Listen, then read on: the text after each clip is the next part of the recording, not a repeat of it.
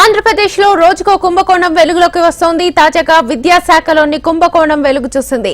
గతేడాది సిబిఎస్ లో 10వ తరగతి చదివిన విద్యార్థుల సంఖ్య 82,000 మంది ఉన్నట్లుగా రికార్డుల్లో ఉంది. అయితే 77,000 మంది విద్యార్థులు మాత్రమే చదివినట్లుగా విజిలెన్స్ గుర్తించింది. మరో 5,000 మంది విద్యార్థుల ఆచూకీపై విజిలెన్స్ విచారణ చేపట్టింది. విద్యార్థులకు ఇచ్చిన కిట్లు, డ్రెస్ మెటీరియల్ పై విచారిస్తున్నారు. ఏపీ విద్యాశాఖ ఏడీని విజిలెన్స్ అధికారులు ప్రశ్నించారు. కోట్ల రూపాయలు పక్కదారి పట్టినట్లుగా విజిలెన్స్ అధికారులు గుర్తించారు.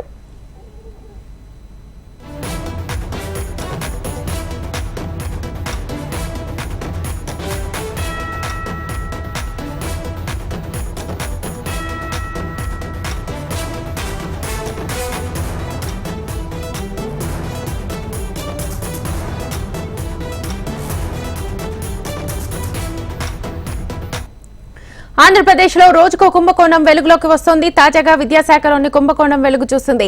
గతేడాది సిబిఎస్ లో 10వ తరగతి చదివిన విద్యార్థుల సంఖ్య 82,000 మంది ఉన్నట్లుగా రికార్డుల్లో ఉంది. అయితే 77,000 మంది విద్యార్థులు మాత్రమే చదివినట్లుగా విజిలెన్స్ గుర్తించింది. మరో 5,000 మంది విద్యార్థుల ఆచూకీపై విజిలెన్స్ విచారణ చేపట్టింది. విద్యార్థులకు ఇచ్చిన కిట్లు, డ్రెస్ మెటీరియల్స్ పై విచారిస్తున్నారు. ఏపీ విద్యాశాఖ ఏడీని విజిలెన్స్ అధికారులు ప్రశ్నించారు. కోట్ల రూపాయలు పక్కదారి పట్టినట్లుగా విజిలెన్స్ అధికారులు గుర్తించారు.